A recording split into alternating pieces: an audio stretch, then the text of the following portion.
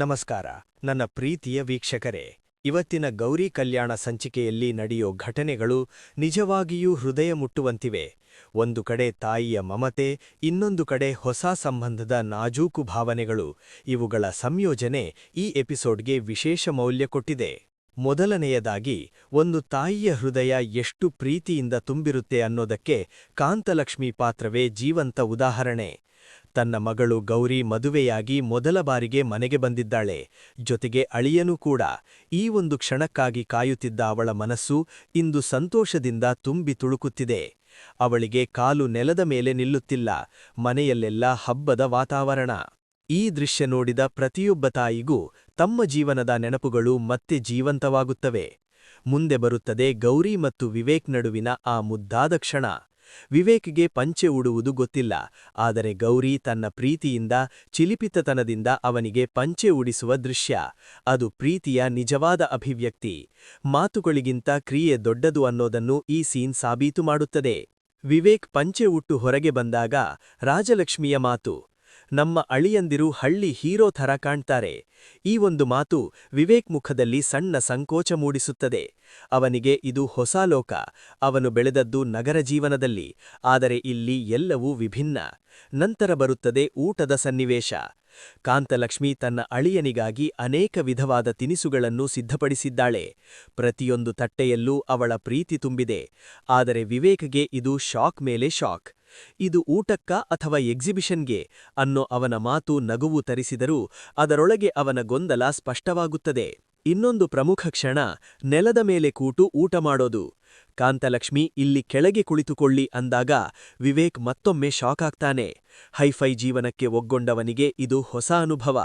ಈ ಸಣ್ಣ ದೃಶ್ಯದಲ್ಲೇ ಹಳ್ಳಿ ಜೀವನದ ಸರಳತೆ ಮತ್ತು ನಗರ ಜೀವನದ ವ್ಯತ್ಯಾಸವನ್ನು ಅದ್ಭುತವಾಗಿ ತೋರಿಸಿದ್ದಾರೆ. ಒಟ್ಟಿನಲ್ಲಿ ಈ ಸಂಚಿಕೆ ಒಂದು ಭಾವನಾತ್ಮಕ ಪ್ರಯಾಣ. ಒಂದು ಕಡೆ ತಾಯಿಯ ಪ್ರೀತಿ, ಮತ್ತೊಂದು ಕಡೆ ಹೊಸ ಸಂಬಂಧದ ಅಸೌಕರ್ಯ. ಈ ಎರಡರ ಮಧ್ಯೆ ನಡೆಯುವ ಸಣ್ಣ ಸಣ್ಣ ಕ್ಷಣಗಳೇ ಕಥೆಯನ್ನು ಜೀವಂತವಾಗಿಸುತ್ತವೆ. ಸರಿತಾ ಒಬ್ಬಳೇ ನಿಂತು ಕಳವಳದಲ್ಲಿರುವ ದೃಶ್ಯ, ಅದು ಸಾಮಾನ್ಯ ಸೀನಲ್ಲ.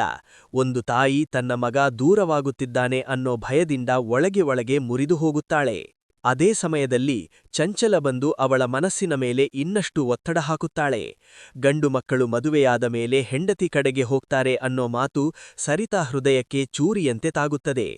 ಆದರೆ ಸರಿತಾ ತನ್ನ ಮಗನ ಮೇಲೆ ನಂಬಿಕೆ ಇಟ್ಟು, ನನ್ನ ಮಗ ಹೀಗಾಗೋದಿಲ್ಲ ಅಂತ ಹೇಳುವ ಕ್ಷಣ, ಅದು ತಾಯಿಯ ನಂಬಿಕೆಯ ಶಕ್ತಿ. ಆದರೆ ಚಂಚಲ ಇಲ್ಲಿ ನಿಲ್ಲೋದಿಲ್ಲ. ಅವಳು ಮಾತಿನ ಮೂಲಕ ನಿಧಾನವಾಗಿ ಸರಿತಾಳ ಮನಸ್ಸನ್ನು ವಿಷಮಯ ಮಾಡುತ್ತಾಳೆ. ನಿಮ್ಮ ಮಗ ಈಗಾಗಲೇ ಗೌರಿ ಮನೆಗೆ ಹೋಗಿದ್ದಾನೆ, ಈಗ ಅವನು ಅವರ ಕಂಟ್ರೋಲ್ಗೆ ಹೋಗಿಬಿಟ್ಟ ಅನ್ನೋ ಮಾತು ಕೇಳುತ್ತಿದ್ದಂತೆ ಸರಿತಾಳ ಮನಸ್ಸು ತಲ್ಲಣಗೊಳ್ಳುತ್ತದೆ. ಈ ಸನ್ನಿವೇಶದಲ್ಲಿ ನಾವು ನೋಡೋದು ಒಂದು ತಾಯಿಯ ಭಯ, ಅನುಮಾನ ಮತ್ತು ತನ್ನ ಮಗನನ್ನು ಕಳೆದುಕೊಳ್ಳುವ ಆತಂಕ. ಇನ್ನೊಂದು ಕಡೆ ಕಥೆ ಸಂಪೂರ್ಣವಾಗಿ ಬದಲಾಗುತ್ತದೆ. ಹಾಸ್ಯ ಮತ್ತು ಸಂಕೋಚದ ಮಿಶ್ರಣ.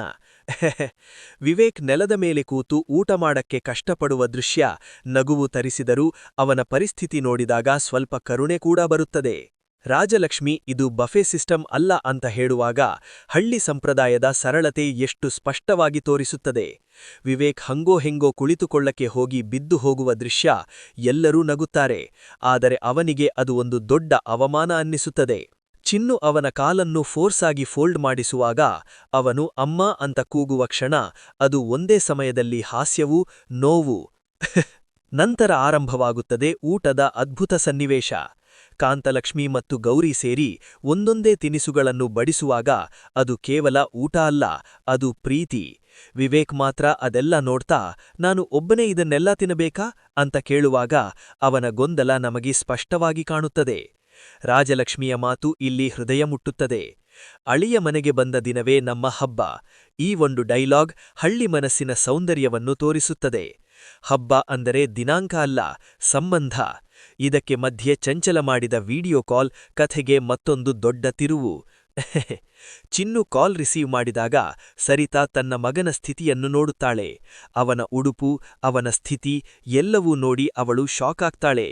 ಆ ಕ್ಷಣದಲ್ಲಿ ಅವಳ ಹೃದಯದಲ್ಲಿ ಏನಾಗುತ್ತಿದೆಯೋ ನಾವು ಊಹಿಸಬಹುದು. ರಾಜಲಕ್ಷ್ಮಿ ಫೋನ್ನಲ್ಲಿ ನಾವು ರಾಜ ಮರ್ಯಾದೆ ಕೊಡ್ತಿದ್ದೀವಿ ಅಂತ ಹೆಮ್ಮೆಯಿಂದ ಹೇಳುವಾಗ ಅದು ಅವರ ಪ್ರೀತಿಯ ಹೆಮ್ಮೆ. ಆದರೆ ಸರಿತಾಳಿಗೆ ಅದು ತನ್ನ ಮಗ ದೂರವಾಗುತ್ತಿರುವಂತೆ ಕಾಣುತ್ತದೆ. ಮುಂದೆ ಬರುತ್ತದೆ ಮೀನು ತಿನ್ನುವ ಸನ್ನಿವೇಶ. ವಿವೇಕ್ ನನಗೆ ಗೊತ್ತು ಅಂತ ಹೇಳಿ ತಿನ್ನುವಾಗ ಅವನಿಗೆ ಮುಳ್ಳು ಗಂಟಲಲ್ಲಿ ಸಿಕ್ಕಿಕೊಳ್ಳುತ್ತದೆ. ಆ ಕ್ಷಣದಲ್ಲಿ ಎಲ್ಲರೂ ಗಾಬರಿಯಾಗುತ್ತಾರೆ. ಆದರೆ ಗೌರಿ ಶಾಂತವಾಗಿ ಅವನಿಗೆ ಸಹಾಯ ಮಾಡುತ್ತಾಳೆ. ಅವಳ ಪ್ರೀತಿ, ಅವಳ ಕಾಳಜಿ ಅದು ಇಲ್ಲಿ ಸ್ಪಷ್ಟವಾಗುತ್ತದೆ. ಕೊನೆಗೆ ಈ ಸನ್ನಿವೇಶ ಒಂದು ಸಣ್ಣ ಸಂದೇಶ ಕೊಡುತ್ತದೆ. ಹಾಸ್ಯ, ಭಾವನೆ, ಗೊಂದಲ ಇವೆಲ್ಲ ಸೇರಿ ಜೀವನ ರೂಪುಗೊಳ್ಳುತ್ತದೆ. ಒಂದು ಕಡೆ ತಾಯಿ ತನ್ನ ಮಗನಿಗಾಗಿ ಕಳವಳಪಡುತ್ತಾಳೆ, ಮತ್ತೊಂದು ಕಡೆ ಹೆಂಡತಿ ತನ್ನ ಗಂಡನನ್ನು ಕಾಪಾಡುತ್ತಾಳೆ. ಈ ಎರಡು ಪ್ರೀತಿಗಳ ನಡುವೆ ಸಿಲುಕಿರುವವನೇ ವಿವೇಕ್. ಇದೊಂದೇ ಕಾರಣಕ್ಕೆ ಈ ಸಂಚಿಕೆ ಮನಸ್ಸಿಗೆ ತಾಕುತ್ತದೆ. ಇದಿಷ್ಟು ನಿಮಗೆ ಇಷ್ಟವಾದರೆ ಥಮ್ಸ್ ಅಪ್. ಇನ್ನಷ್ಟು ಇಂತಹ ಭಾವನಾತ್ಮಕ ವಿಶ್ಲೇಷಣೆಗಾಗಿ ನಮ್ಮ ಚಾನಲ್ ಅನ್ನು ಸಬ್ಸ್ಕ್ರೈಬ್ ಮಾಡಿ, ಲೈಕ್ ಮಾಡಿ, ಶೇರ್ ಮಾಡಿ. ಮುಂದಿನ ಸಂಚಿಕೆಯಲ್ಲಿ ಮತ್ತೆ ಭೇಟಿಯಾಗೋಣ.